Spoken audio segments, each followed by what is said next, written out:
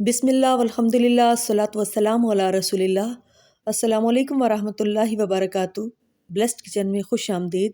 इंशाअल्लाह ताला रमज़ानुल मुबारक की आमद है और उससे पहले हमने कुछ चीज़ों की तैयारी करके रखनी होती है ताकि रमज़ानुल मुबारक में हमारा ज़्यादा से ज़्यादा टाइम इबादत में गुजरे और हमें सहूलत हो जाए। उसके लिए मैंने ये पकौड़ा मिक्स एक तैयार किया है। पकौड़ा मिक्स के लिए सबसे पहले हमने 8 टेबल स्पून साबुत धनिया लिया है। ये छोटा वाला धनिया अगर आप लेंगे तो ये ज़्यादा अच्छा होगा। यानी एक थोड़ा सा एक बड़े साइज़ का धनिया होता है, वो ज़रा गले में बहुत चिपकता है। अगर आपको ये बारीक वाला मिल जाए तो बहुत अच्छी बात है। आपने इसको हल्की आंच पर हल्का सा ड्राई रोस्ट करना है। खुशबू आने लगती है तो फिर आप इसके अंदर 3 टेबल स्पून सफ़ेद ज़ीरा डाल दें।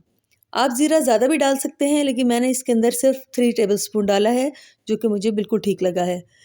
ज़ीरा आपने इतना भूनना है कि आपको हल्की-हल्की इसकी खुशबू आए। आँच का बहुत ही ख़्याल रखना है कि आँच बहुत तेज़ ना हो, वरना ये चीज़ें जल जाएँगी और आपने वो उतार लेनी है चीज़ें।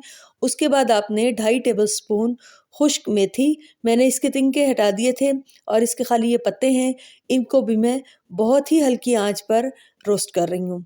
इनको भी हमने ड्राई रोस्ट किया है, इसमें से भी बहुत अच्छी सी खुशबू आएगी, तो हम इसको उतार कर एक साइड पर रख देंगे। ये आप देख लें, आँच बहुत ही हल्की की हुई है। अगर हम तेज़ आँच करेंगे तो फिर सारा मज़ा ख़राब हो जाएगा, क्योंकि वो चीज़ें जल जाएँगी। धनिया और ज़ीरा जो मैंने सबसे पहले ड्राई रोस्ट किया था, उसको अब मैं ग्राइंडर के अंदर हल्का-हल्का सा ग्राइंड कर रही हूँ। लेकिन मैंने बिल्कुल इसको ग्राइंड नहीं करना, यानी हमने इसको पल्स के बटन पे चलाना है। हमने इसको बिल्कुल फ़ाइन पाउडर नहीं करना।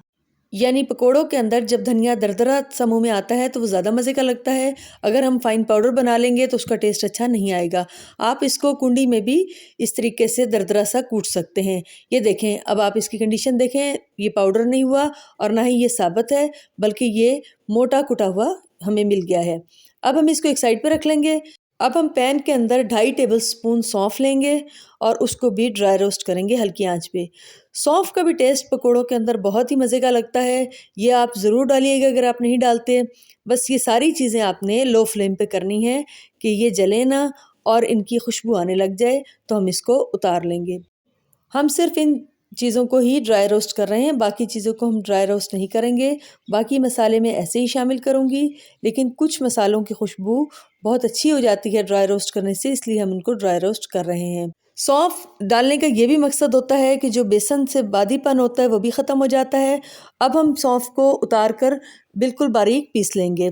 अब ये तमाम चीज़ें मैं आपको बड़ी प्लेट में डालकर दिखा रही हूँ, जिसमें हम मिक्सिंग करेंगे। ये भुना हुआ कुटा हुआ धनिया और ज़ीरा है, जो सबसे पहले हमने किया था। उसके बाद जो हमने मेथी के पत्ते ड्राई रोस्ट किए थे वो है, और ये सौंफ है जो हमने भूनकर पीस ली थी।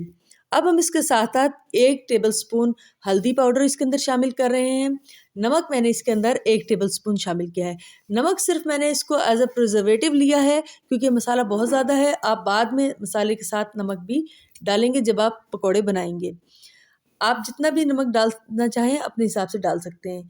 और 4 टेबलस्पून मैंने इसके अंदर कुटी हुई लाल मिर्च ली है। ये चीज़ें ली हैं। अब हम मज़ीद कुछ चीज़ें इसके अंदर शामिल करेंगे। अब मैं इसके अंदर लाल मिर्च पाउडर डालूँगी 1.5 टेबलस्पून। मैंने इसके अंदर खटाई पाउडर तकरीबन 2 टेबलस्पून से थोड़ा-सा कम डाला है, आप 2 टेबलस्पून भी डाल सकते हैं। ये खटाई पाउडर, ये अमचूर पाउडर होता है, आप ये इसके अंदर शामिल कर लें 2 टेबलस्पून, या थोड़ा-सा कम डालना चाहें तो थोड़ा-सा कम डाल लें।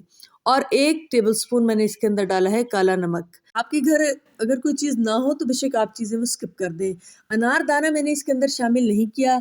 जब आपने इस्तेमाल करना हो तो अनारदाने को आप पानी में भिगोकर और छलनी में साफ़ कर लें, धो लें, उसके बाद उसके अंदर शामिल करें। क्योंकि इसमें रेत बहुत ज़्यादा होती है, मैंने इसलिए इसको साथ शामिल नहीं किया और ये गीला होने की वजह से इसमें फंगस लग सकती है। मैं अजवाइन डालना भूल गई थी, तो 1.5 टेबलस्पून मैंने इसके अंदर अजवाइन डाली है। अजवाइन के बगैर तो पकोड़े बनते ही नहीं है। बहुत ही मज़े की अजवाइन की टेस्ट आता है और फ़ायदा भी होता है।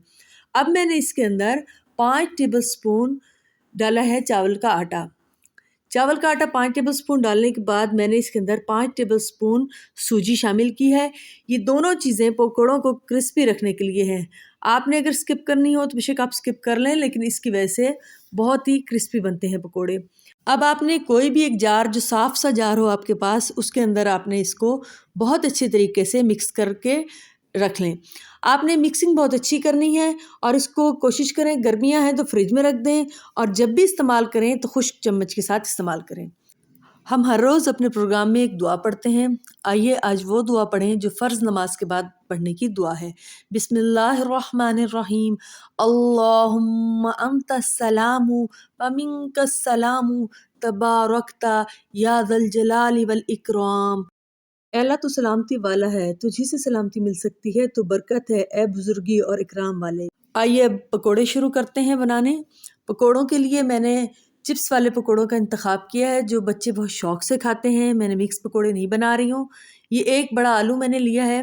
देखें, सबसे पहले आलूओं को हमने बारीक बारीक काटना है। चाहे आप हाथ से काट लें या आप कटर से काट लें, लेकिन काटना बिल्कुल बारीक है। अगर आप बारीक नहीं काटेंगे तो फिर पकोड़े इतने मज़े के नहीं बनेंगे, क्रिस्पी नहीं बनते पकोड़े और कच्चे कच्चे आलू फील होते हैं। आपने साफ़ पानी से अच्छे तरीके से एक मरतबा इसको धो लेना है।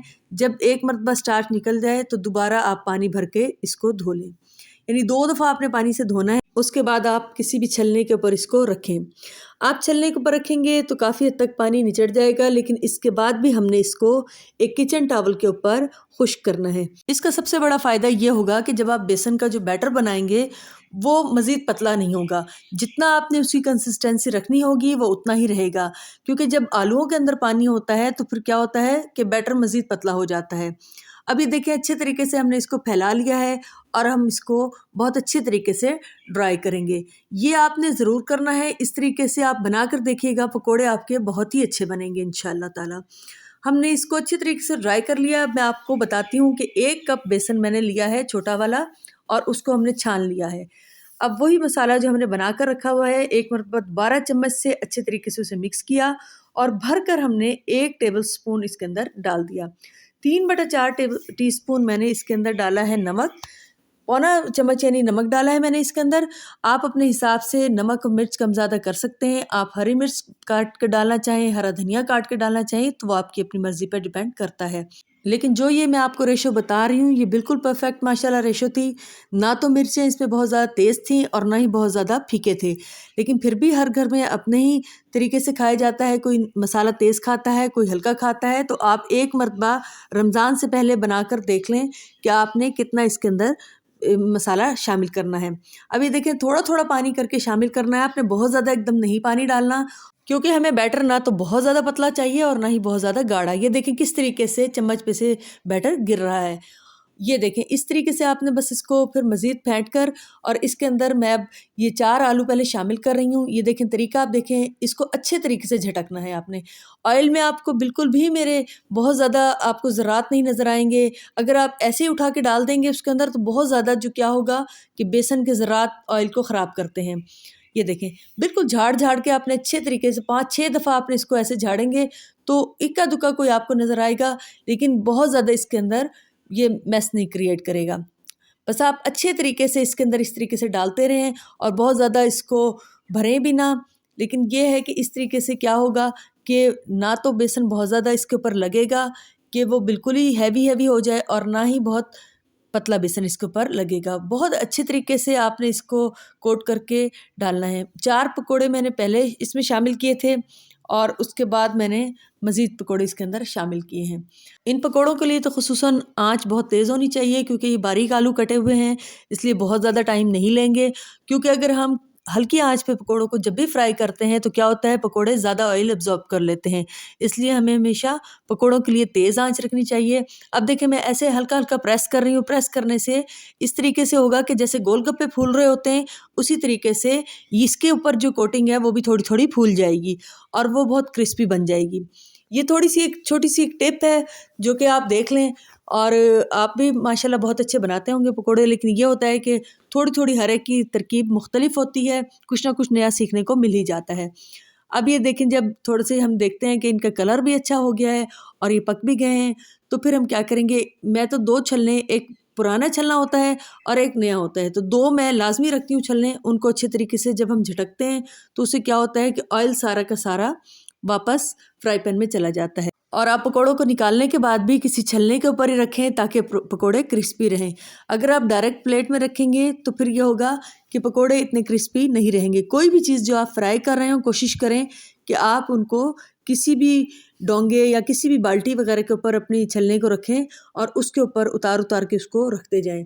उस तरीके से भी क्या होगा कि पकोड़े क्रिस्पी रहेंगे। ये लाजमी आप पकोड़ा मिक्स बना के रखें। इंशाल्लाह और भी बहुत सी चीज़ें रमज़ान के हिसाब से हम आपको बताते रहेंगे, तो आपके बहुत काम आएंगे इंशाल्लाह। तो आप ज़रूर बनाइएगा, इससे बहुत ज़्यादा आपको फ़ायदा होगा कि एक एक चम्मच निकाल कर हर डब्बे में से जब हम निकालते हैं तो बहुत टाइम लग जाता है। इसी तरीके से मिक्स हुआ हुआ एक चम्मच निकाला और हमने सारे के सारे उसमें मिक्स कर दिया। अब ये देखिए हमारे सारे पकोड़े रेडी हो गए हैं। अब हम आपको दिखाते हैं लुक इनकी फ़ाइनल। माशाल्लाह ऊपर से बहुत क्रिस्पी हैं, अंदर से सॉफ्ट हैं और बहुत ही मज़ेदार हैं, बिल्कुल सही मसालों के साथ। उम्मीद है आपको अच्छे लगे होंगे। ये मैं आपको पकोड़ा तोड़ के दिखाती हूँ, ऊपर से क्रिस्पी है और अंदर से बिल्कुल ये सॉफ्ट है। आप इसको दही की चटनी के साथ भी सर्व कर सकते हैं, बहुत ही मज़े का है। ज़रूर ट्राई कीजिएगा। रेसिपी पसंद आए तो लाइक कीजिएगा, शेयर कीजिएगा, दुआओं में याद रखिएगा। अल्लाह हाफ़िज़।